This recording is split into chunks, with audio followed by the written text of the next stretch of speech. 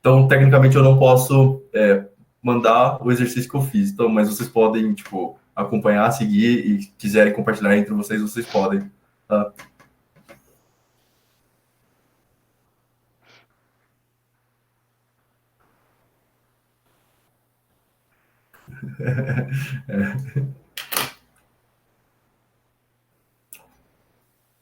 Toda reunião dos facilitadores para mim é uma surpresa, porque sempre falo alguma coisa e alguma coisa que eu não podia fazer. Eu tô mandando bem, assim.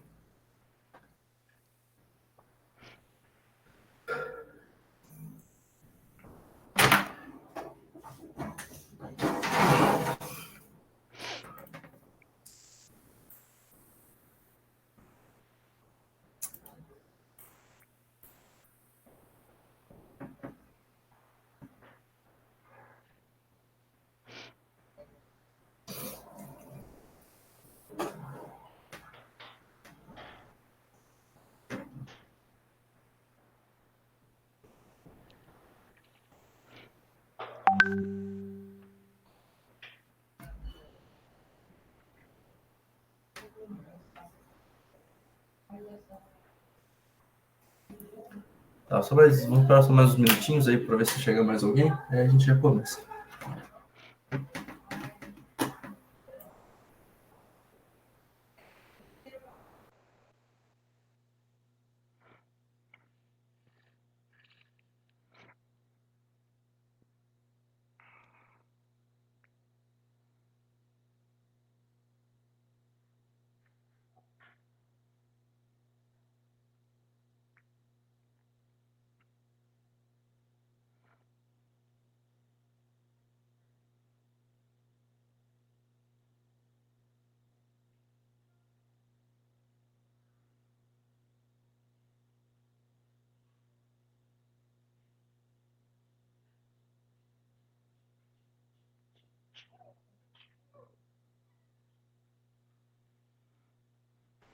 Beleza, vamos começar. Todo mundo me ouvindo bem hoje? Como é que vocês têm passado de semana? Tem só algumas coisas que eu queria discutir antes da gente começar a live, que é semana que vem eu vou precisar fazer a live na segunda, eu acho, porque quinta-feira eu vou participar de uma mesa redonda, então eu não vou poder estar à noite com vocês. E aí, não sei se esse horário... Semana difícil. E aí eu não sei se esse horário é bom, assim, das 8. Não sei se tá... Hoje a gente vai fazer uma experiência, né? Semana passada a gente teve essa discussão, que talvez fosse um pouco mais tarde, seria um pouco melhor para as pessoas.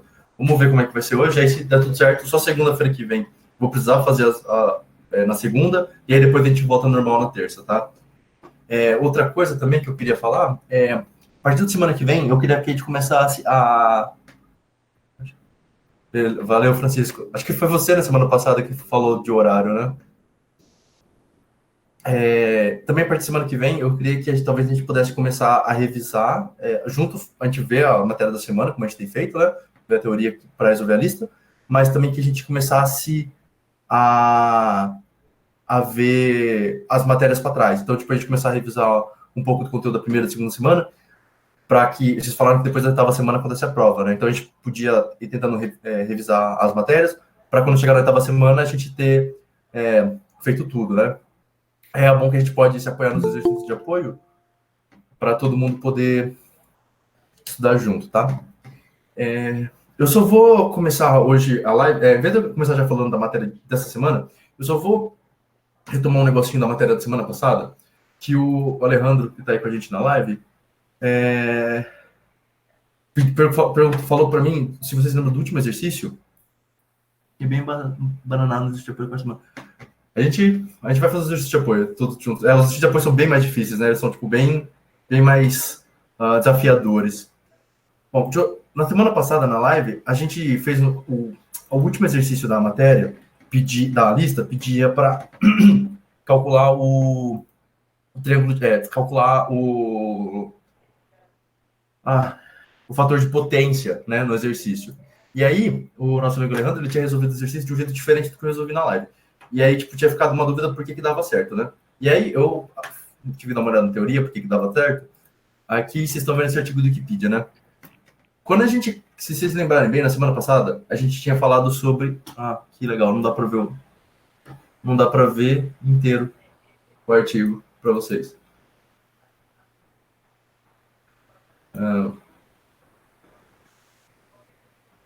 Porque vocês estão...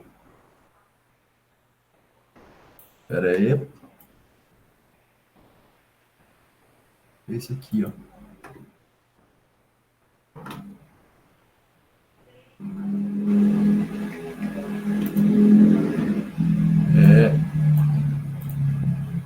Agora acho que está dando para ver, né? Então, beleza. Então, esse aqui foi... A gente tinha conversado semana passada, aí eu tinha falado aqui sobre o triângulo de potência, né? Que está aqui do lado. E que a gente calculava a potência ativa, que estava na parte de baixo aqui, né? E a potência reativa, que era o que o exercício 7 pedia, que era a potência ativa e a potência reativa. E aí, mais para baixo, ele pedia para calcular o fator de potência, né?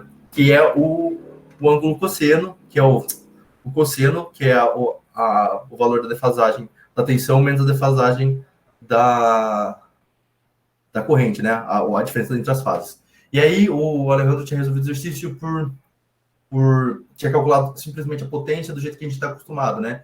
Em vez da gente pegar a potência efetiva, ele já calculou direto U vezes I, que nem está aqui, ó.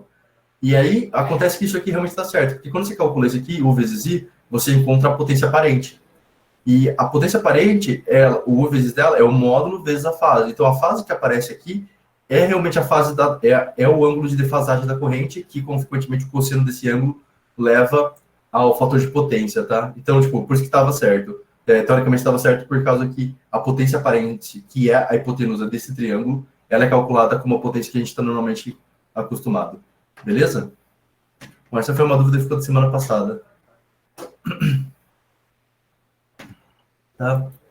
Bom, vamos começar então com essa semana. Não sei como vocês estão de matemática, mas eu queria... só que entrou agora, só lembrando que falei aqui um pouco mais cedo, infelizmente eu não posso passar o material que a gente vai produzir na aula, tá? Então, se vocês quiserem, podem tomar nota, e aí vocês podem compartilhar entre vocês, mas eu mesmo não posso passar para vocês sem o professor saber, tá? Então, essa semana, vocês viram lá a matéria, estamos falando de circuito de primeira e segunda ordem, né? Que está intimamente ligado com a questão da EDO que está representada no circuito, né? Então, eu vou começar primeiro só fazendo uma parte na revisão matemática de EDO de primeira ordem, para a gente poder trabalhar em cima das deduções dos circuitos e, consequentemente, do conteúdo que envolve resolver cada exercício da lista, só para todo mundo estar no mesmo ponto de resolução, tá? Para não ficar ninguém, tipo, que matemática que está acontecendo aqui, beleza? Então, só a primeira coisa, vamos lembrar como é que resolve uma EDO de primeira ordem? Então, aqui, ó. EDO de primeira ordem. Né? Então, vamos supor aqui que tem uma EDO de primeira ordem desse jeito aqui, ó. V de T mais 2 V de T igual a 4. Né? Então, tipo, essa é uma EDO de primeira ordem. Muitos dos nossos circuitos no começo, circuitos RC, circuitos RL, caem nesse tipo de EDO para ser resolvido, né? E como que resolve essa EDO? Então, essa EDO de primeira ordem, tem alguns métodos de resolver, mas o método que a gente vai resolver, que funciona para a maioria dos nossos casos, é o método do fator integrante que a gente vai encontrar. Então, numa forma genérica,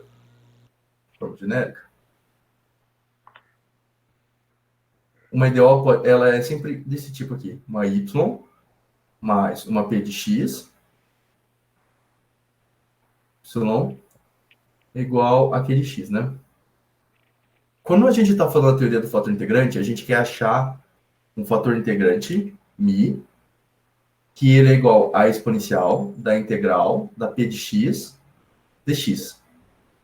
Tá? Isso aqui é o que a gente precisa fazer para poder resolver esse tipo de EDO de primeira ordem. Então, voltando no nosso exercício aqui. Então, no nosso exercício, a gente tem isso aqui, né? Então, nós temos a primeira derivada da tensão, mais 2 vezes a tensão, igual a 4. Né? Um exercício bem parecido com, acho que o exercício 3 da lista, né? E aí, Como que a gente resolve isso? Então, vamos achar o fator integrante. Então, o fator integrante, a gente precisa do P. O P, nesse caso, para a gente é o constante 2, né? Então, mi, para a gente, é E integral de 2 dt, né? Mas a gente está trabalhando com T aqui de variável em vez de X, então, integral de 2 dt. Então, o nosso fator integrante aqui é 2t, certo? Então, aí o que a gente vai fazer? O primeiro passo que a gente tem que fazer é multiplicar a equação inteira por esse fator integrante. Então, a gente vai pegar e vai escrever de novo essa equação. Eu vou começar a omitir o função de t aqui, só para dar uma economizada de espaço, tá? Então, eu vou multiplicar a primeira parte. Vou só escrever o v primeiro, depois o 2, ó, 2 e elevado a 2t igual a 4. Tá? Aí aqui, a gente vai ter que lembrar do negócio que a gente vê em cálculo 1, que é a derivada do produto, né? Se a gente olhar esse pedaço aqui, ó, a gente pode pensar nisso aqui como sendo uma f' vezes uma g mais a f vezes a g', né? O que é isso aqui? Isso aqui é a derivada do produto, né? Quando a gente faz cálculo 1A, a derivada de duas funções multiplicadas é a derivada da primeira vezes a segunda, mais a segunda vezes a derivada mais a primeira vezes a derivada da segunda, né? Então, o que eu vou fazer? Eu vou pegar todo esse termo e vou reescrever por um equivalente que está aqui. Então, eu vou escrever ele assim, ó. Que é a f vezes g. Então, ó, vamos só aqui, ó. A f' e a f, né?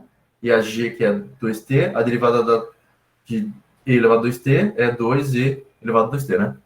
Aqui tudo bem para todo mundo, essa parte da matemática, né? E aí, opa, aqui faltou multiplicar por 2t também. E aí, então, eu vou ficar com isso aqui, né? 4e elevado a 2t. Aqui é a derivada. Deixa eu fazer assim. ddt. Beleza até agora? Se alguém ficar com dúvida nessa parte matemática, avisa, porque depois para frente a gente vai acabar utilizando bastante e eu não quero que ninguém fique muito perdido, tá? Beleza, então aqui a gente tem essa igualdade, a gente vai pegar e vai integrar os dois lados em dt, né? dt. E aí a gente vai ficar. Então, a integral da própria derivada aqui é ela mesma, né? Então aqui a gente vai ficar com e p2t igual a... O que aconteceu? Com v? Tá, vamos voltar então um pouco. Vamos voltar aqui em cima.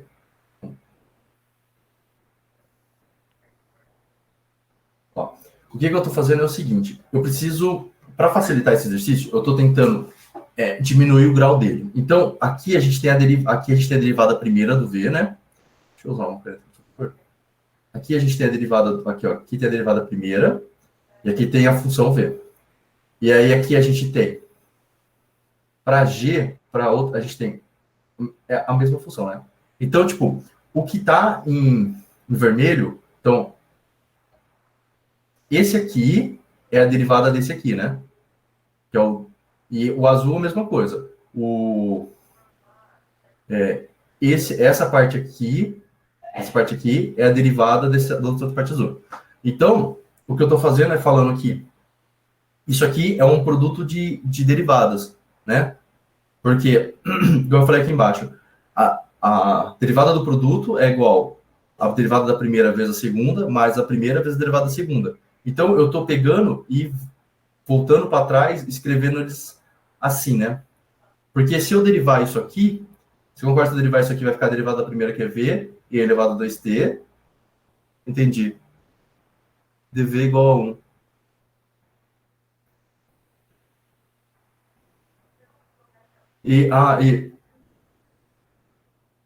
É que eu estou derivando em t, né? Não estou derivando em v.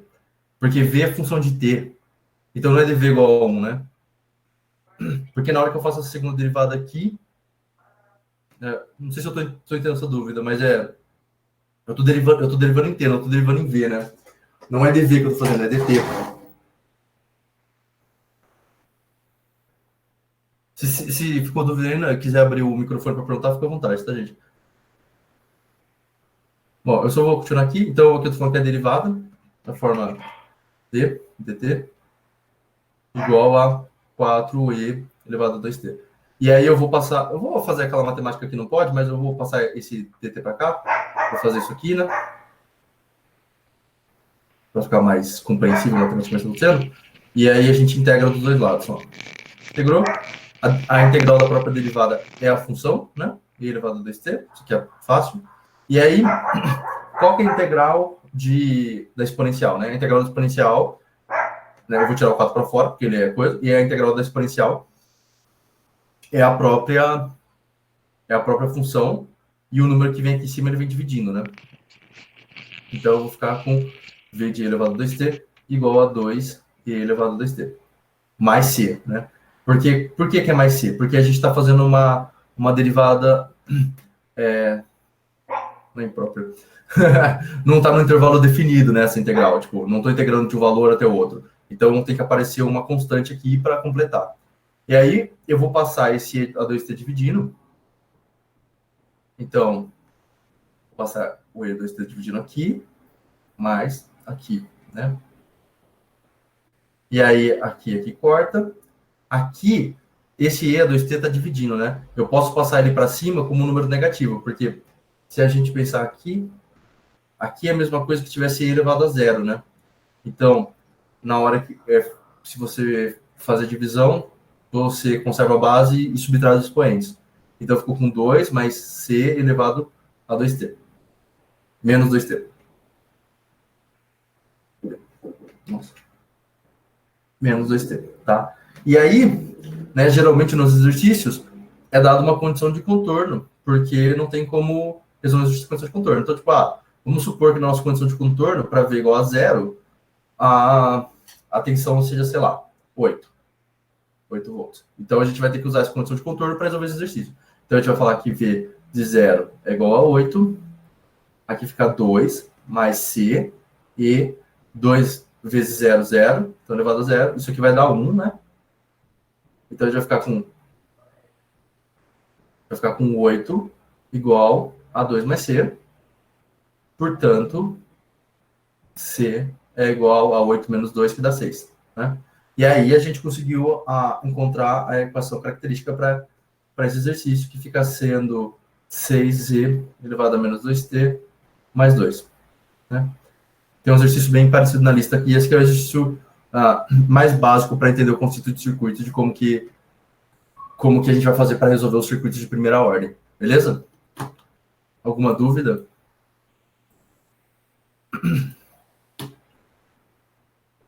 Então, vamos começar com o circuito para capacitores. Tá? Então, vamos começar com o RC aqui. Qual é a fórmula mesmo? Fórmula. Em que sentido, Fernando? O que tem que fazer? A ordem do que tem que fazer ou a solução final? Deixa eu voltar aqui a página. A ordem. Tá. Então, beleza. Vamos aqui. Então, vamos anotar aqui, aí todo mundo fica fácil. Então, primeira coisa. Primeiro, achar o fator integrante.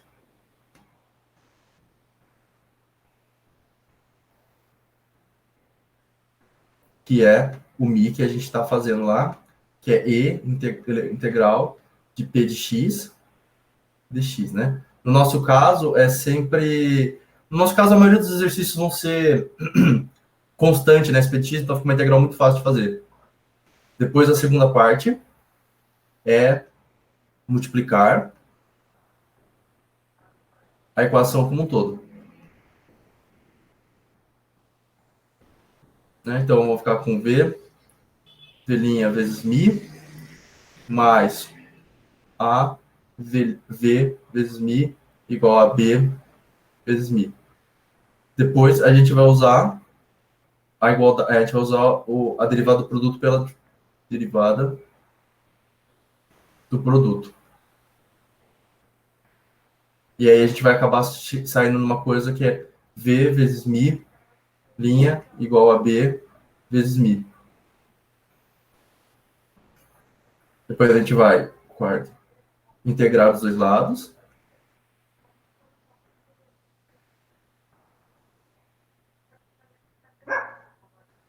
Né? E na hora que a gente integra, a gente tem que lembrar que vai aparecer tipo V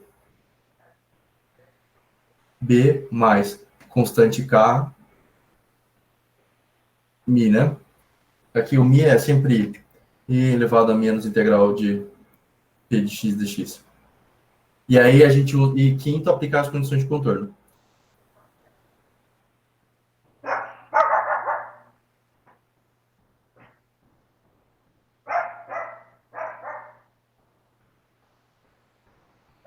Por exemplo, né? Então, V de 0 igual a um valor, sei lá, igual a 4. Alguns exercícios vão ser de 0. Aí, tipo, isso a gente vai ter que começar a discutir agora, que é entender quais são as condições. Né? Tipo, essa parte da matéria, ela não muita parte de elétrica, ela é muito mais uma parte matemática, né? Que, tipo, boa parte do que tem que fazer tipo, resolver algumas coisas matemáticas, mas a parte elétrica mesmo desses exercícios é entender as condições de contorno, né? Encontrar as condições de contorno. Como que a gente acha o que é o V0, o que é o I0. Essa geralmente é a parte mais difícil do exercício, é achar as condições de contorno. Tá? Beleza, galera? Vamos lá. Qualquer coisa, vocês avisam se alguém estiver se afogando, hein? Circuito RC. Agora eu vou mostrar toda a minha habilidade de desenho, que é nenhuma, né? Eu sei que eu resolvi um pouco diferente. Dessa semana eu lembrei de assistir a aula antes de vir fazer a live, e eu vi que eu fiz um pouco diferente do que o professor fez, que ele já sai achando direto esse fator integrante em cima, que já é direto a constante temporal. O jeito que ele faz é o jeito assim, é o jeito que geralmente você aprende, que ele é muito mais rápido, né? Porque você faz rapidinho daquele jeito. Só que às vezes, quando você está aprendendo no começo, é meio comum dar uma embananada. Então, eu acho melhor a gente ir um pouco mais passo a passo e não precisar se preocupar, assim, não, tipo, esse jeito que eu mostrei vai dar certo sempre. Não precisa quebrar muita cabeça para resolver, tá? Então, vamos começar analisando esse circuito para a gente entender o que está acontecendo nele, né? Então, a gente vai supor algumas condições de tempo e a gente vai analisar a corrente em cima do capacitor e a tensão em cima do capacitor, certo? Então, geralmente, esses exercícios vão ver bastante essa anotação, 0 menos, na aula. Eu vi que foi um pouco rápido mesmo na aula. Que eu não sei se vocês já fizeram, então, eu pressuponho que já tenham feito parte matemática dessa matéria, né? Não sei como funciona, mas eu achei que era melhor a gente dar uma revisada para ficar mais claro para todo mundo. 0 mais e no infinito, né?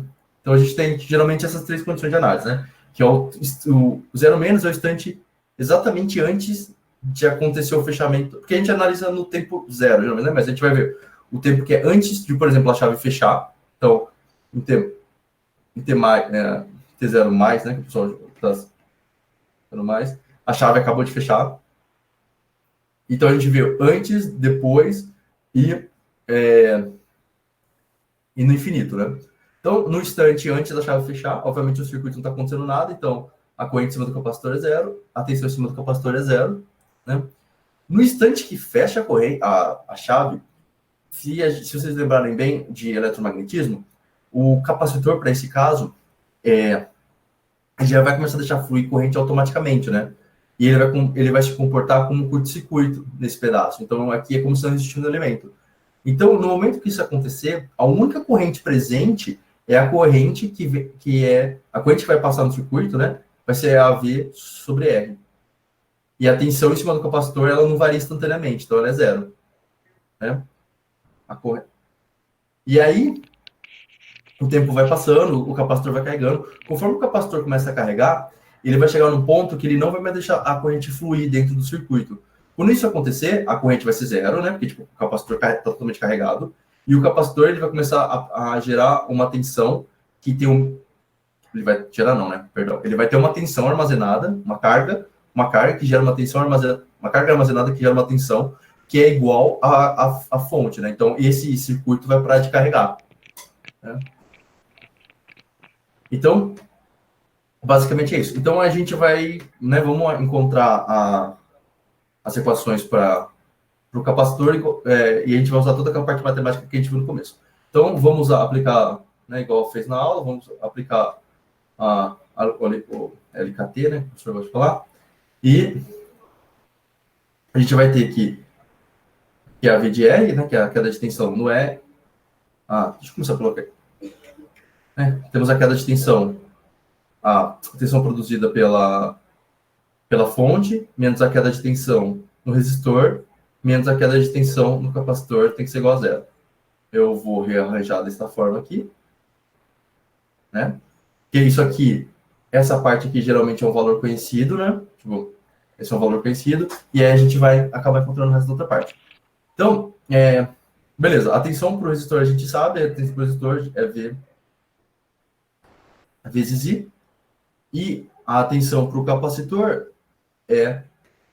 deixa eu fazer aqui do ladinho, a gente sabe que a I de T para o capacitor é C dVdt, né?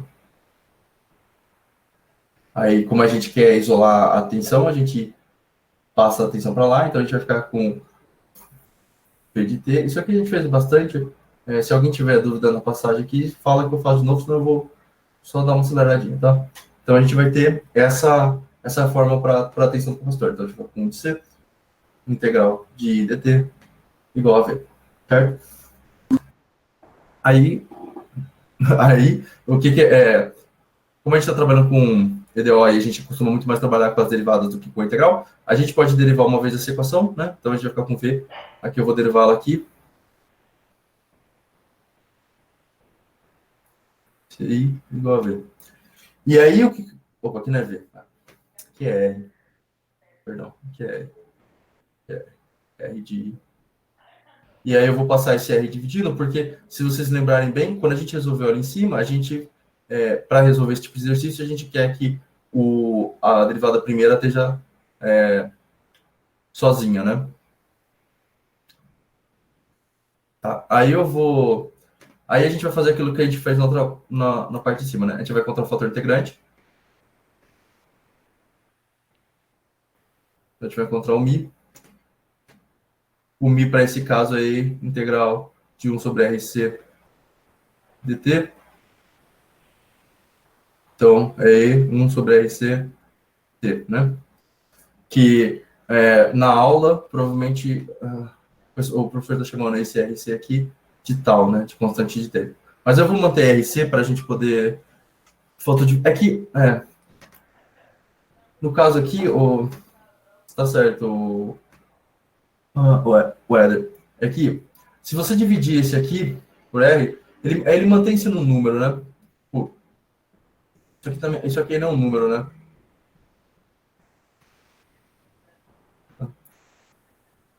Não é uma expressão.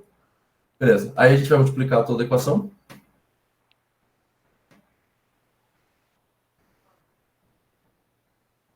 Opa, vou multiplicar toda a equação e escrever de novo.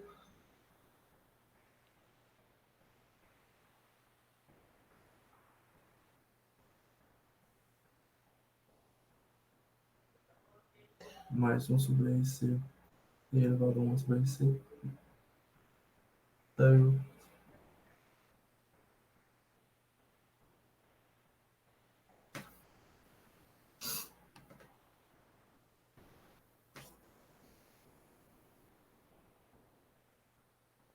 aí aqui a gente viu lá em cima, né? Sabe que a solução do tipo que a gente está procurando aqui, ela vai ser sempre essa daqui, né?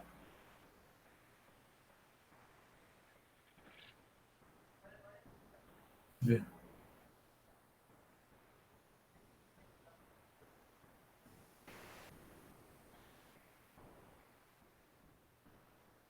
Oi, tá dando para ver? Alô? Beleza. Aí a gente vai fazer mais C, né? E todo mundo sabe o que está acontecendo, né? Foi os passos que a gente fez aqui em cima, né? Eu só peguei e já estou dando uma adiantada. Mais C aqui. E aí eu vou passar dividindo, né? Então, esse daqui vai cancelar com esse aqui. Mais C e elevado a menos 1 sobre RC T, né?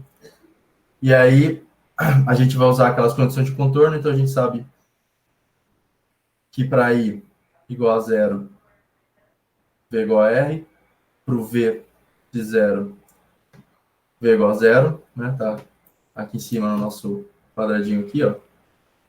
Para esse instante aqui, ó. Tá olhando esse instante aqui. A gente vai ficar com V sobre R igual a C. Ah, puta, não devia ter usado C aqui. Deixa eu usar K, tá? Só para não confundir com o C da capacitância, senão vai ficar confuso, né?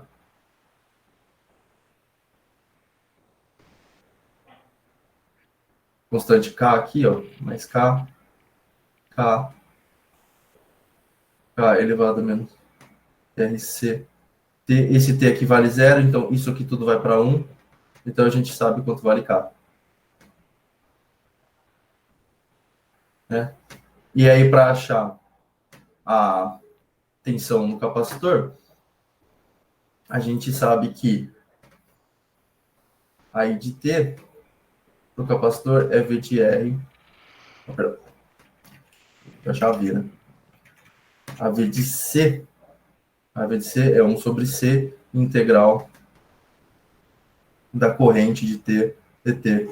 Então a V de C é 1 sobre C integral de V de VR e elevado a menos 1 RC T dt. VR é constante, sai para fora. RC. A integral de menos 1 sobre RC T dt, né? Então, isso aqui na hora que a gente integra, vai aparecer um RC em cima, né? Então, V RC menos RC em cima. E aí a gente vai avaliar o E, por RC, a gente vai avaliar ele de 0 até T, né? Na hora que você avalia ele aqui, você vai ficar, então esse daqui caçado esse aqui, vai ficar com menos V, e o E vai dar o elevado a menos, o elevado a T, que é o superior, o limite superior, vai dar T mesmo, e o elevado a 0 vai dar menos 1. Aí a gente passa esse menos do V que está aqui fora para dentro, a gente vai ficar com V, 1 menos E, elevado a menos 1, é esse. Beleza? Essa aqui é basicamente a teoria que envolve... Deixa eu só... aqui. Envolve a questão do capacitor. Então, deixa eu abrir a matéria só para a gente ver o negócio.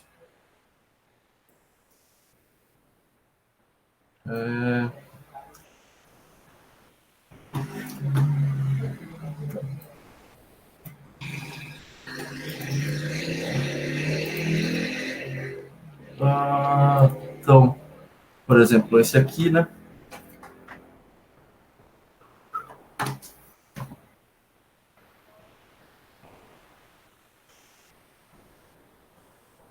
Tá.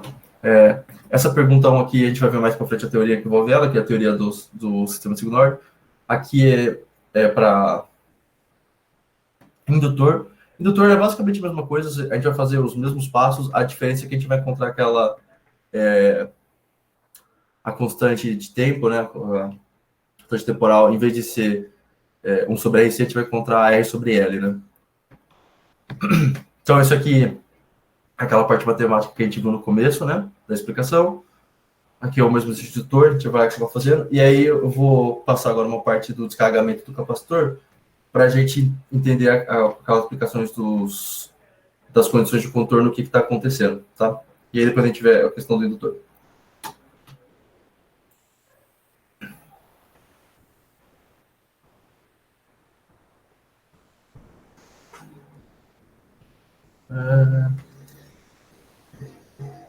Esse aqui.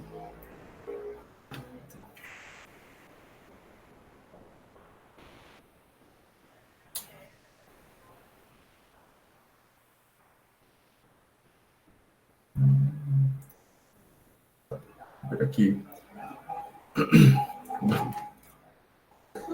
Então vamos fazer um circuito genérico. Os exercícios eles trabalham com o circuito mais genérico de descarregamento que tem, que é esse aqui, né?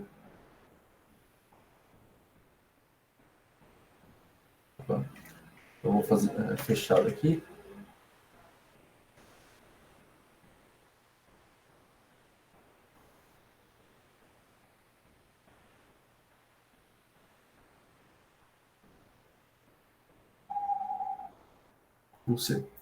Então, os exercícios geralmente eles trabalham com abrindo com t igual a zero mais, né?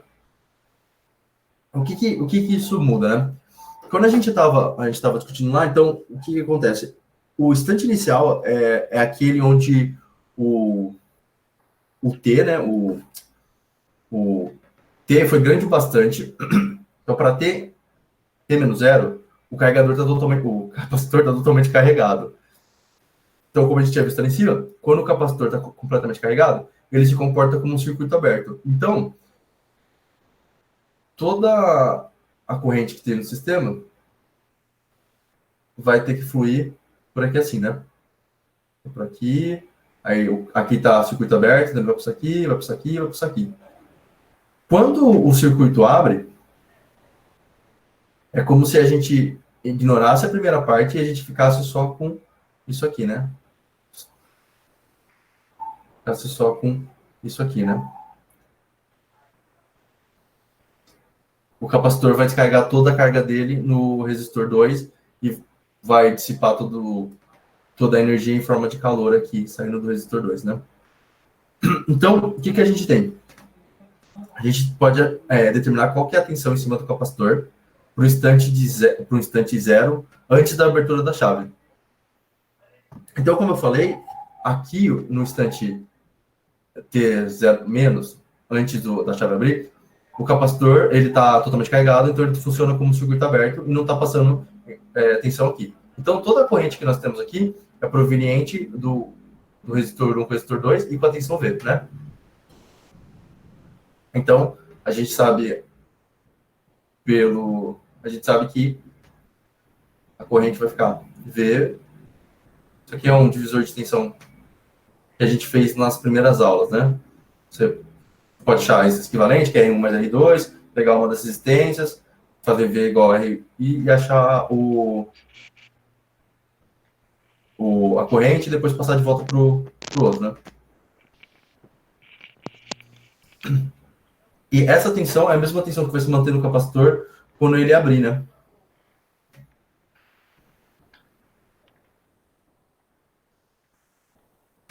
Então, a gente vai fazer aquela mesma dedução que a gente fez, né? Então, a gente vai com V de C de T.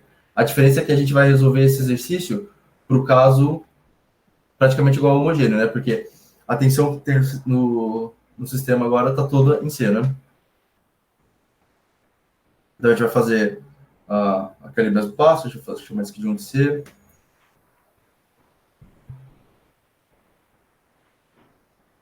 T igual a 0. Aí a gente vai resolver achar o fator integrante, o Mi, tá? E a gente vai chegar... Então vamos achar o Mi, né? Vamos fazer tudo. E a integral... Não, peraí. Show. Fazer passo a passo, tudo, senão vai ficar bagunçado, né? Então eu vou passar o R aqui para frente, vai ficar RI mais 1 sobre CI, integral de I, dt, igual a 0. Vamos... Nossa, demorou mais que deveria. E linha, não vai dar... de I igual a 0. Tá? E aí a gente vai achar o Mi. Igual a gente fez. Então, eu só vou acelerando aqui. E aí a gente vai resolver lá, a gente vai chegar também que I vai ser E exponencial sobre 1 RCT igual a 0. Então, igual a 0 mais C. E vai ser direto C elevado a menos 1 RCT, né? Beleza. Aí a gente vai precisar de uma condição de contorno para I igual a 0. Para I igual a 0, a corrente que está passando aqui, é a própria tensão, tipo, é a própria tensão do capacitor em cima do R2, né? Concorda? Porque como a gente não tem mais a fonte, a única tensão que está agindo sobre a R2 é a própria tensão de C, que a gente sabe que é essa. E aí, a gente pode deduzir a corrente, falando que a corrente que passa V de R, então a corrente que passa o circuito é a mesma, porque o circuito está em série, né? Então, a V de RI, e a V de R é igual a V de C por instante zero, porque a gente só tem a tensão do capacitor. Então, a gente vai ficar com TR2, R1 mais R2. Igual a... aqui é... Perdão, aqui é R2. Aqui é R2. Então, aí é VR1 mais R2. Aí aqui tem uma questão de convenção de sinal que o pessoal sempre coloca que, tipo, como aqui o capacitor está cedendo energia, ele está perdendo, né? Então, a tensão que está agindo é menos V de R2 R1 sobre R2, né? Que a corrente está fluindo do capacitor. Então, você aplica a condição de contorno para igual... Então, perdão. Isso aqui é para tempo igual... Essa corrente só vale para esse momento, né? Que é o momento que a gente sabe qual era o máximo de carregamento do capacitor, só vale para esse momento para I igual a zero. Depois disso ele não vale mais. Então a gente vai aplicar essa condição de contorno aqui. Isso aqui vai estar elevado a zero, né? Então, C vezes zero. Isso aqui vai para 1. E aí, automático, portanto, C menos V. Perdão, aqui não é C da capacitância, tá, pessoal? Aqui é K, a constante que aparece dessa integração. Senão a gente vai causar uma confusão depois entre a capacitância e a constante. É K. Mais R2. Beleza? Aí desse jeito você consegue montar a equação. Você volta para trás, né? Monta a equação de descarregamento e aí você consegue analisar o sensor das duas últimas questões, que são descarregamento de capacitor. Beleza? Eu ia fazer a parte do indutor, mas a parte do indutor é muito parecida com a parte do capacitor, a menos do coisa. Eu vou passar só para os circuitos de segunda ordem, que aí a gente faz. Se der tempo, a gente volta no circuito de primeira ordem com o indutor, tá? Então, vamos só relembrar um pouco da matemática que envolve as ideias de segunda ordem, para não... igual a gente fez de primeira ordem, tá? Então, para as ideias de segunda ordem,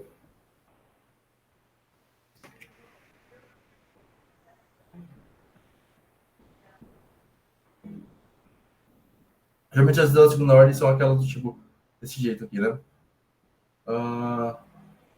Deixa eu usar um exemplo que eu tenho aqui só. Por exemplo, algo assim. Né? Tipo, essa é uma ideia de segunda ordem que dá para resolver. Tem uns dois exercícios que pedem para você resolver isso aqui, né? Uma do tipo homogênea. Então, homogênea que o final é igual a zero.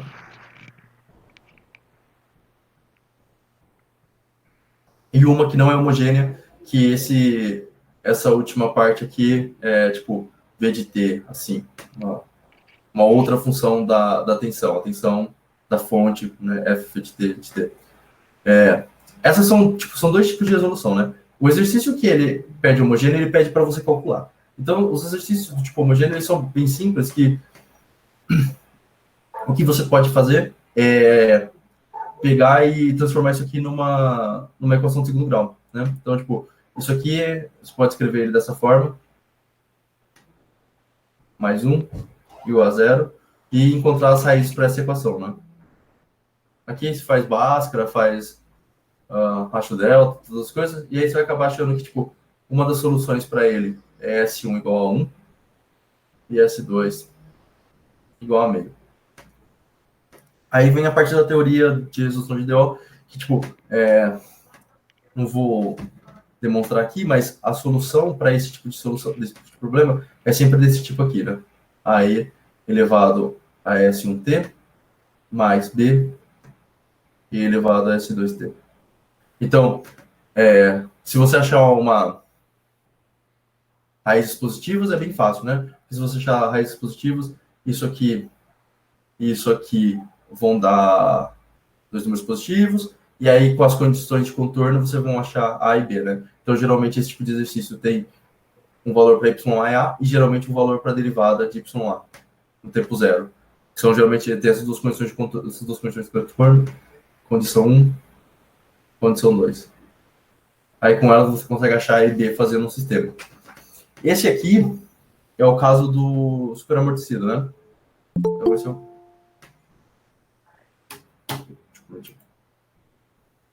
esse é o caso do superamortecido.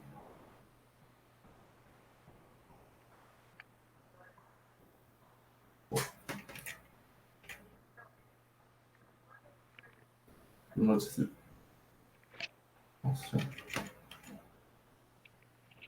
Esse é o caso do amortecido. Aí os outros dois casos que vão acontecer, né, é a gente achar, por exemplo,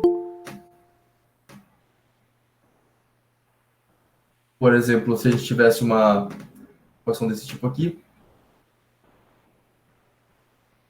essa equação, se vocês fizerem que S menos 6S mais 9 igual a zero, você vai achar e você vai descobrir que a raiz para esse tipo de problema aqui vai dar 3, né? Elas são iguais.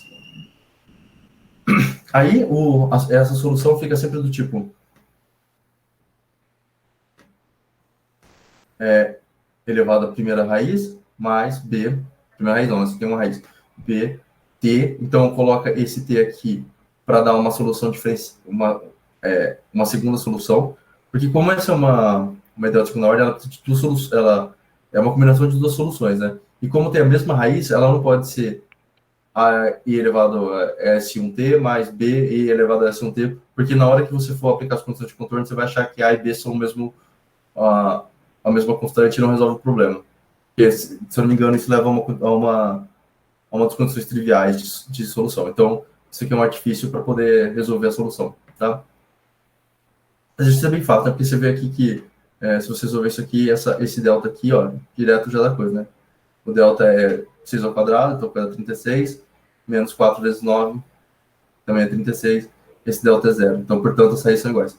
Se você calcular o delta e der isso aqui, você sabe que esse caso aqui é o caso do criticamente amortecido.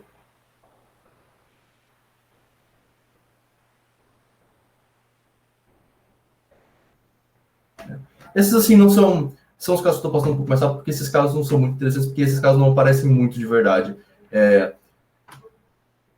Esses casos acontecem mais assim. Esse tipo de análise de EDO, desse jeito que monta, vale para circuitos elétricos, vale para sistemas dinâmicos, vale para sistemas térmicos. Então, tipo, é uma matemática que é utilizada em bastante lugar, né? Então, meio que ela... a resolução é meio genérica, tanto é que agora a gente vai ver aquela questão, agora a gente vai ver o subamortecido, que aparece a frequência natural e a constante de amortecimento, né? Ou a frequência de Nerk, que o pessoal costuma chamar. Esse tipo de parâmetro aparece em todas as análises de circuitos dinâmicos. Então, é bem comum para outras áreas. Então, vamos supor... Deixa eu só ver a noção que estou usando. Vamos usar. Então, tá. Esse aqui é o caso do superamortecido e que é o caso que aparece bastante no... Opa, vamos lá. Ver, não isso. Que é o caso que aparece na lista para a gente resolver, né? Tá. Então, a gente pode calcular o delta aqui para esse exercício. A gente vai ficar com 100 menos 4 vezes 41.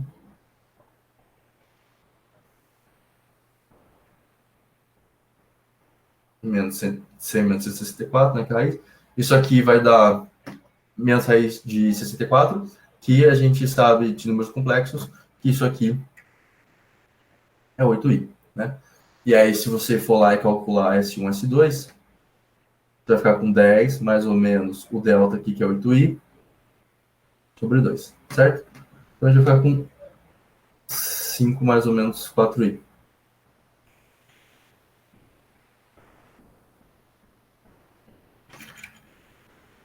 mais ou menos 4i, né? Beleza. Até aqui, tranquilo que a gente encontrou encontrou as raízes, coisas que a gente já está acostumado a fazer com a segundo grau. Beleza. Aí aqui vem a questão da solução, que é o que vai acontecer bastante para a gente, né? Então, a V, a gente já viu lá que a solução para esse tipo de problema é esse aqui, né? Elevado à primeira raiz, mais B elevado à segunda raiz, certo? Aí, isso aqui, se vocês lembrarem da aula passada, que a gente falou sobre fasores, isso aqui é a identidade de Euler para um fasor. Eu vou só mudar de I para J, tá? Para manter a notação que a gente fez semana passada. Então, isso aqui são as notações de Euler que a gente viu semana passada, né? Então, isso aqui é a mesma coisa que escrever E elevado a 5. Vamos um colchete aqui. Colchete. E elevado a 5. E aí, que multiplica E elevado a 4jt, né? E aí,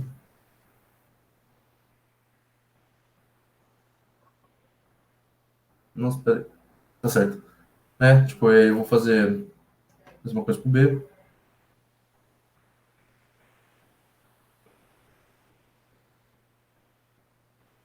Vou aplicar a identidade de Euler.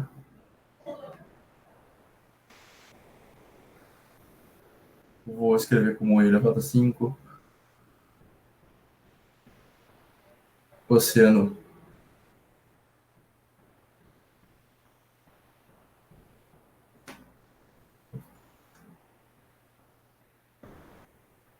vou fazer a mesma coisa para o B.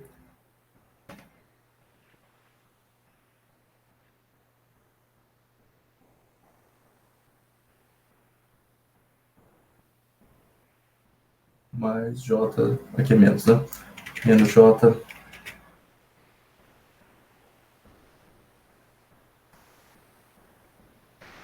E aí, tipo, tira o 5 evidência.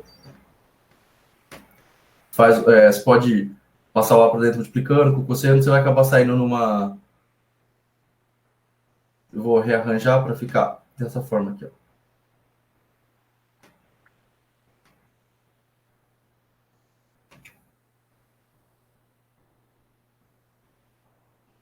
E aí, tipo, aqui é uma soma de cosseno, a gente pode mudar para uma notação fasorial do tipo uma terceira variável, cosseno t mais alfa, né? E esse número aqui, geralmente, é assim, né? E elevado a alfa. Aqui é uma amplitude que a gente conhece, cosseno de ômega t mais alfa. E esse ômega aqui é a frequência natural.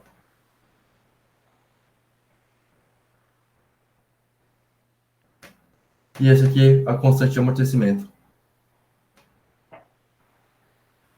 Então, para uma solução desse tipo, geralmente a gente envolve ter uma solução que ela oscila com um invólucro de exponencial e que ela é um cosseno que vai fazendo assim, né? Ela oscila em torno do zero. Então, por exemplo, na primeira questão da lista que a gente tem, ele pergunta exatamente, analisando a resposta que tem, né?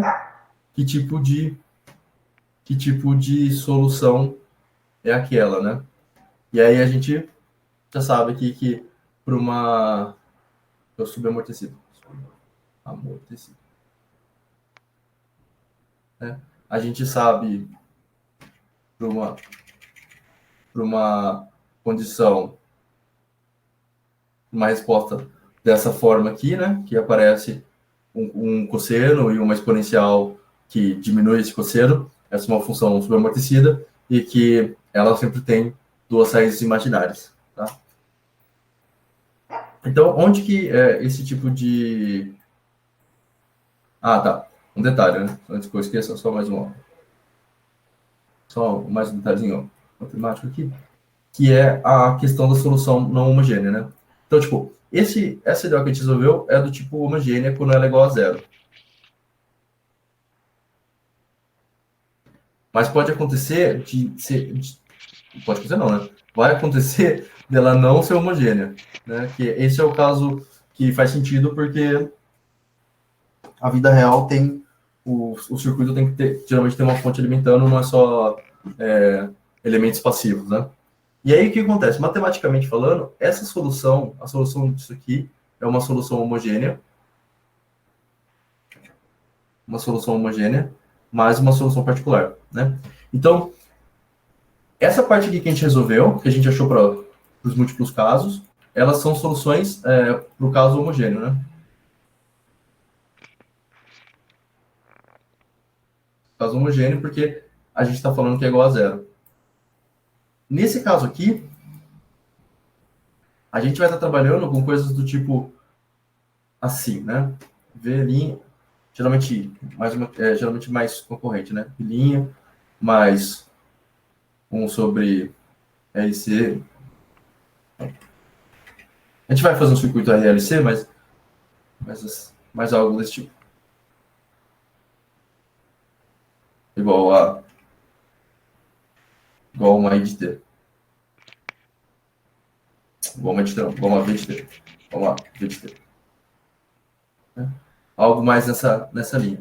E aí, como que homogêneo passivo? Isso, a parte homogênea, geralmente ela está associada com os elementos passivos do sistema e a função particular está associada com a parte ativa do sistema, com as fontes e tal, porque só a parte ativa vai trazer esse elemento aqui, né? Caso contrário, não vai ter essa parte no coisa.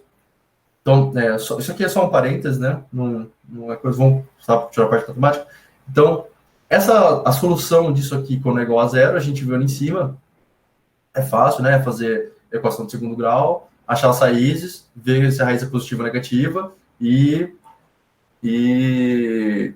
montar lá as respostinhas com as exponenciais ou com o cosseno, dependendo do tipo de raiz que tem, certo? Então, só que aí a gente precisa da solução particular. E aí, tem algumas formas de resolver esse tipo de equação, de encontrar a solução particular. Em particular, para esse tipo de exercício igual ao nosso, geralmente as funções V, né, elas são sempre alguma coisa, sei lá, é uma amplitude V aqui, cosseno de ômega t mais uma fase, certo? A gente sempre tem esse tipo de citação, nunca tem uma citação que é muito diferente de uma função cosseno.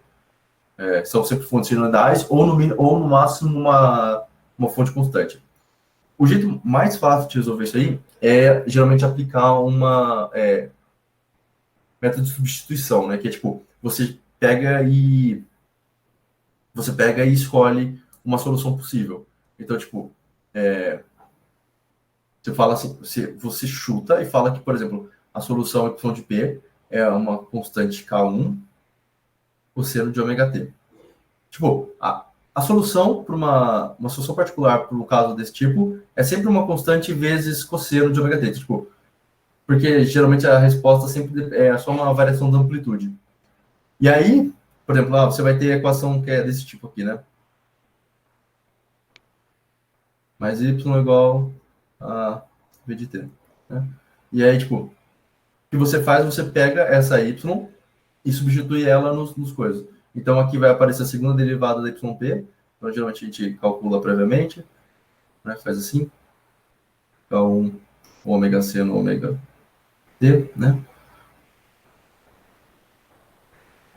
Menos K1 ômega ao quadrado cosseno de ômega t. Né? Tipo, esses dois elementos, aí você substitui esse nesse e esse nesse. E aí, tipo, você vai acabar com um problema desse tipo aqui, assim, né? K1 ômega ao quadrado cosseno de menos K1 ômega seno de ômega t mais K1 cosseno de ômega t igual a VM cosseno de ômega t. Eu vou suprimir a fase aqui, tá?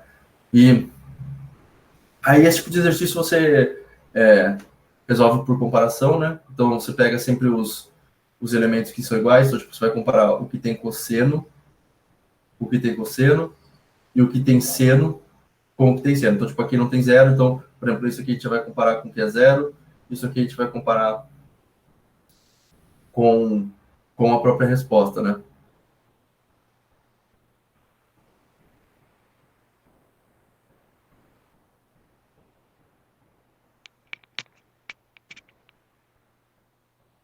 Então, ficar alguma coisa desse gênero assim. Pode cancelar os cossenos. Mais K1, OVM.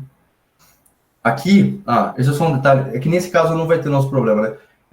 Aqui, esse termo ser igual a zero é uma solução possível para esse caso do seno cosseno, porque são funções periódicas e elas, um número vezes o seno de ômega t pode ser zero, né? Não é um absurdo matemático. Às vezes pode acontecer soluções do tipo 1 igual a zero, tá? Esse tipo de solução não pode.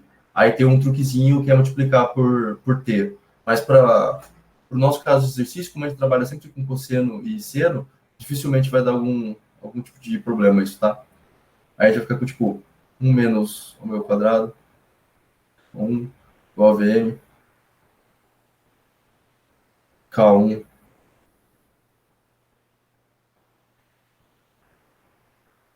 uma solução desse tipo. Então, geralmente é uma solução que é a própria amplitude, né? Então, tipo, que tem uma própria amplitude, não, perdão, que tem uma relação com amplitude a menos de um valor. Então, ele pode diminuir ou amplificar a amplitude dependendo do valor aqui da frequência, nesse caso, né? Ou ele pode aumentar, ou ele pode diminuir. Beleza? Então, vamos supor isso num circuito ALC, só para a gente ter uma ideia. Então, tipo, geralmente esse tipo de problema vai aparecer para segunda ordem, só vai começar a aparecer para esse tipo de circuito, né? R. Sim.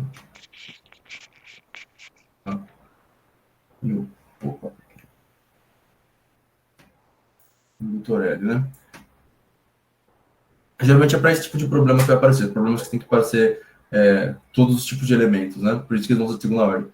E aí, geralmente a gente sempre trabalha com a soma das tensões, porque é muito mais fácil trabalhar com as tensões do que com a corrente, até porque a fonte é de tensão. As fontes geralmente são de tensão, né? Esse trabalho de exercício. Então você vai ficar com a queda de tensão em R, mais a queda de tensão em C, mais a queda de tensão em L, igual a tensão gerada pela fonte, né? Isso aqui é R vezes I. Isso aqui a gente viu antes, que é 1 sobre C integral de dt. E isso aqui a gente sabe que é L di dt. Né? Das aulas anteriores, sabe que isso aqui é a tensão para o indutor. Aí o artifício que tem que fazer aqui é derivar, igual a gente fez para o capacitor. Então você vai derivar, aqui vai aparecer o termo primeira, aqui vai aparecer apenas I, e aqui vai aparecer a segunda derivada, né? E aí a gente vai rearranjar.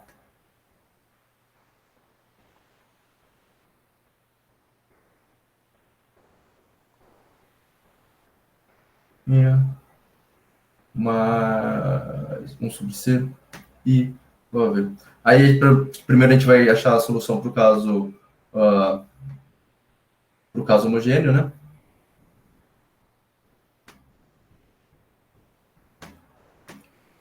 Perdão.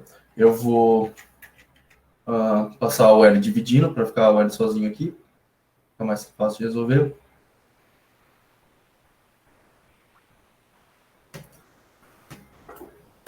Tá, deixa eu só escrever aqui, né? Resolvendo homogêneo.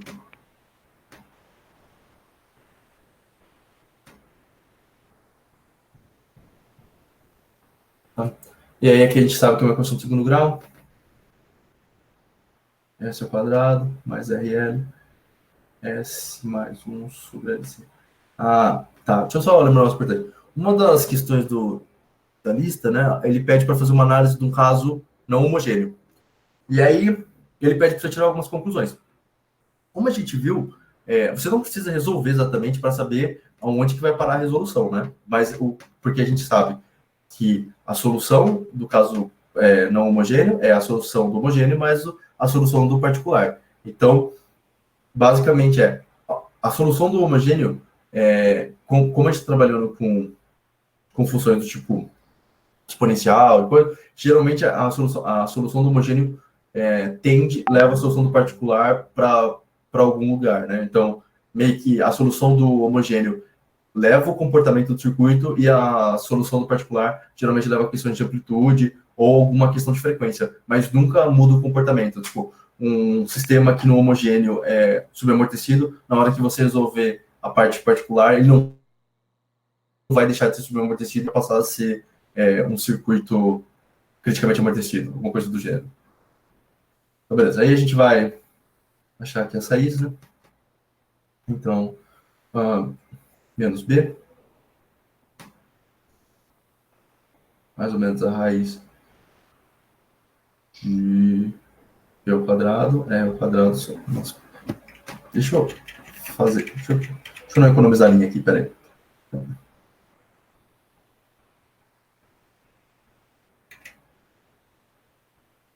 É ao quadrado, menos 4, o A é 1, o C é 1 sobre LC. Sobre 2, né? Eu só vou fazer uma... Aqui na matemática, aqui, eu vou passar esse 2 aqui e aqui, tá? Então, eu vou fazer assim, ó. 1 sobre 2, raiz de R ao quadrado, L ao quadrado, menos 4, LC. Oh, isso, perdão. E aí eu vou passar esse meio aqui para dentro, tá?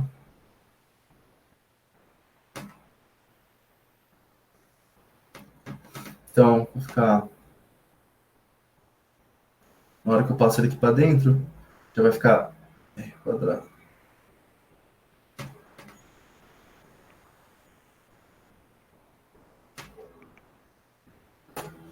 Um sobre LC.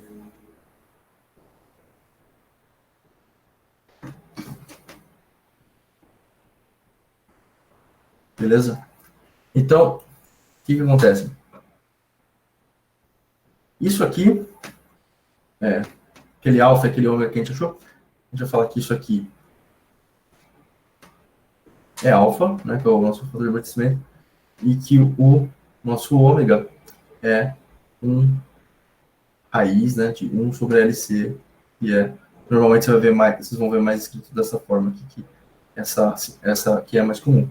Então, se a gente reescrever ali em cima, com essa definição, então aqui a gente vai ficar com menos alfa, mais ou menos a raiz de alfa ao quadrado, menos ômega ao quadrado. Vou pôr ômega n, que é mais comum ômega n. Tá? Aí, tipo, daqui, geralmente, daqui você não precisa achar tudo. Como a gente já viu lá em cima como deduz a solução, a gente sabe que a solução desse tipo geralmente é E a alfa t, visão de zero, cosseno de... Isso aqui é uma... Deixa eu usar uma constante que a gente tem que achar, né? A cosseno de ômega nt. Então, tipo, a gente vai ter que achar as condições de contorno A pro problema, tá? É um jeito também de, geralmente, dar em equação e você achar esses parâmetros alfa e ômega n. Perdão, aqui não é ômega n, então aqui é ômega d. Que é essa parte aqui da solução. Beleza? Ômega d é só para ficar escrito, né? Não vai ficar raiz. Isso aqui é a frequência amortecida.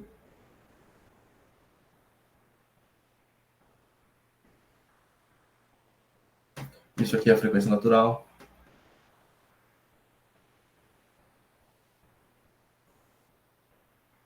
E isso é o fator de amortecimento.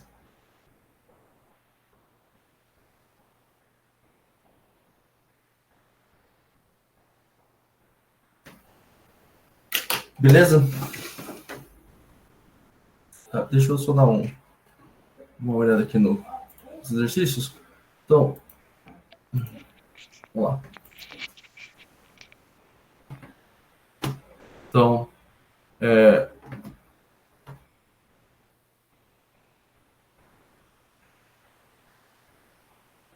então, a gente viu aqui. Então, essa aqui é a teoria que a gente acabou de ver sobre o que são funções de segunda ordem, o que é uma questão de superamortecimento, subamortecimento criticamente amortecido. Então, acho que vocês são capazes de resolver. Esse aqui é muito parecido com o do capacitor. Não tem nada especial para o exercício, mas eu posso... A única diferença é que lá para o capacitor, a gente volta, mas lá no capacitor a gente achou que a tensão é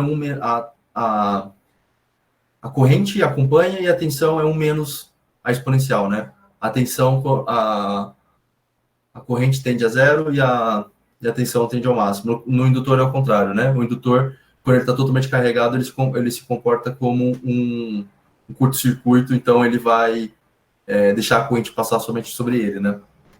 Aqui é só uma parte matemática, é aquela primeira parte que a gente resolveu na aula, como que resolve dó de primeira ordem.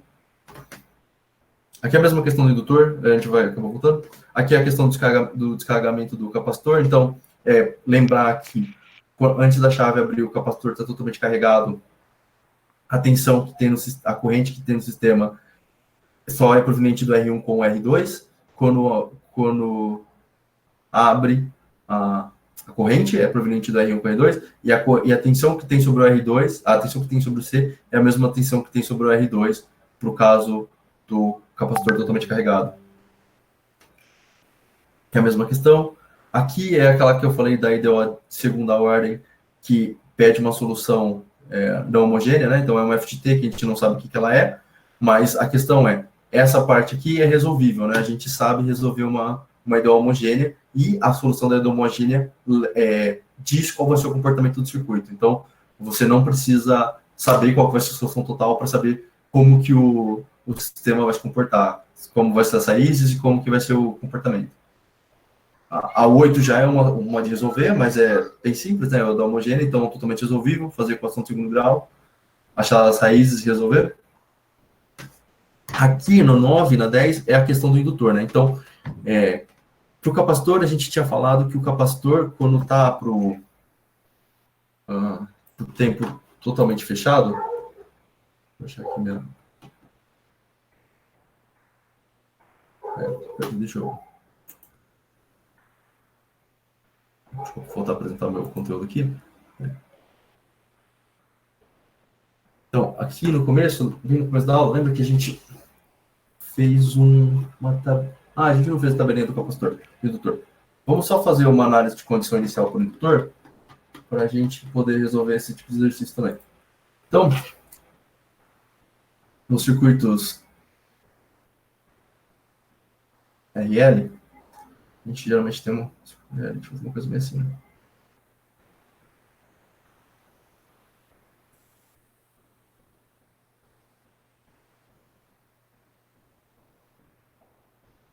A gente vai ter uma coisa meio assim, né? Então, aquela mesma tabelinha que a gente fez, né? A gente vai ver antes da fechar, depois que ela fechou, e num tempo muito grande.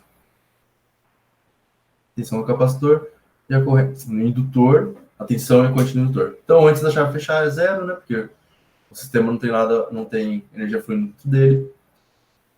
Quando a chave fecha, o indutor, lá na aula de eletromagnetismo, deve lembrar que ele começa a produzir um campo magnético ao contrário, que gera uma corrente contrária ao fluxo de corrente. Então, automaticamente, a tensão entre as pontas do terminal vão ficar exatamente a tensão da corrente, exatamente a tensão da fonte, né? E ele não vai deixar passar corrente. Então, isso é uma coisa importante saber que quando a gente estiver tratando de capacitor, o capacitor vai deixar passar corrente instantaneamente, não vai deixar a tensão subir, e o indutor ao contrário, ele não vai deixar a corrente passar, mas vai deixar a tensão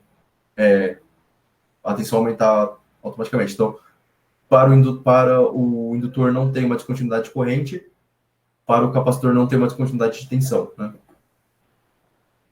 E para o tempo infinito, quando o indutor estiver totalmente carregado, a tensão vai diminuir, né? Então, logo a solução dele vai ser sempre uma desse tipo aqui, né? Então, ele vai diminuir, né? Ele vai diminuir ao longo do tempo. Então, ele começa no máximo para ter igual a zero e vai tender a zero quando o tempo for grande o suficiente. E a corrente vai ter VL aqui, que é... vai ser sempre algo desse tipo aqui, né?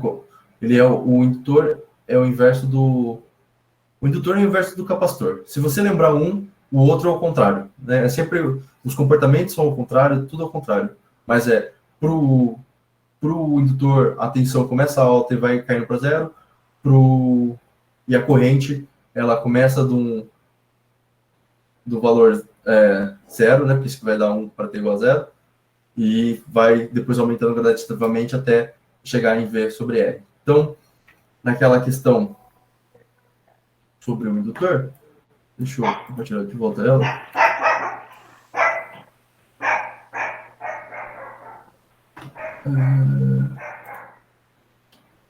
Então, nessa questão sobre o indutor, né, a chave está ligada há muito tempo, então o indutor já está totalmente carregado, ele já está funcionando como um curto. Então, você pode descartar a parte do indutor para calcular esse tipo de exercício de descarregamento de indutor, encontrar as condições iniciais, as condições de corrente inicial, as condições de tensão inicial, e aí você abre a chave e utiliza essas mesmas condições como condição inicial para o zero mais. Beleza? Eu acho que isso fazer igual a gente fez nas outras lives, que é passar rapidinho sobre os conteúdos, os conceitos que envolvem tentar resolver a lista, já que eu não posso resolver a lista com vocês. Para o pessoal que chegou mais no final da live, descobri na reunião dos facilitadores que eu não posso passar o material escrito sem o aval do professor, tá? Então, eu não posso, mas quem chegou depois, quiser pegar com os amigos, as anotações pode. Políticas da Univesp que eu descobri hoje. E basicamente é isso, né? E aí eu estava combinando com o pessoal que estava mais cedo, a partir de semana que vem, a minha ideia é que a gente, ao mesmo tempo que veja um pouco da matéria que aconteceu na semana, a gente comece a revisar o conteúdo das semanas anteriores, né? Então, eu começar a vir desde a semana 1, então, talvez semana que vem fazer semana 1 e semana 2, e depois a 3 a 4, 3 a 4, a 5 a 6, acho que dá, né? Porque aí vocês têm a prova logo depois da semana 8, né? Então, talvez a gente consiga todo mundo junto revisar o conteúdo que vai para a prova, e aí a gente, em vez de fazer os exercícios da lista, a gente faz os exercícios de apoio, e aí os exercícios de apoio eu posso resolver com vocês, eu acho que é mais interessante do que simplesmente fazer os exercícios da lista, é que os exercícios da lista entendem que tem que ser entregues agora e valem nota, né? Beleza? Bom, acho que é isso. Agradeço a participação de todo mundo. Outra coisa. A minha live antes era às 7, né? Essa semana a gente fez um teste para ver se podia ser às 8, porque tinha mais gente que pudesse participar. Tá legal para todo mundo às 8? Para ter gente que estava melhor que era às 7? A gente melhora? Beleza. Eu tenho conversado com os outros facilitadores para ver se a galera também topa fazer mais tarde, ver se eles podem fazer. Mas cada um tem os seus horários, beleza? E aí a outra coisa que eu vou falar é semana que vem, só semana que vem, que por acaso eu preciso fazer a live na segunda, porque na terça eu tenho um outro compromisso, que eu vou participar de uma mesa redonda na semana da engenharia aqui, e é justamente no horário da live. Então, ou eu faria a live mais tarde, na terça, ou eu faria na segunda. Então, vou tentar fazer na segunda, e aí a gente faz segunda às 8 todo mundo, e aí a gente já começa a fazer a revisão, e aí na outra semana a gente volta a funcionar normal, beleza? Obrigadão pela presença de vocês, viu, galera? Eu vou desligar aí. O meu e-mail, vocês podem mandar dúvida por e-mail, ou, na verdade, legal mesmo é vocês perguntarem no fórum para a gravação normal. A gravação, eu não posso gravar a live também. Vocês podem fazer o que vocês quiserem, sabe? Eu não posso nada, mas eu não sei de nada se vocês fizerem, tá? Essa é a minha política. Então, é isso, beleza? E aí, se vocês tiverem dúvidas, perguntarem no fórum de vocês. Claro que vocês podem ficar à vontade de mandar e-mail, eu só demoro um pouco para responder, o Alejandro sabe. No caso, eu deixei para responder a dúvida dele hoje na live, essas semanas estão bem enroladas para mim, mas entre em contato lá, conversem com os facilitadores de vocês também, beleza? Valeu, galera, até mais.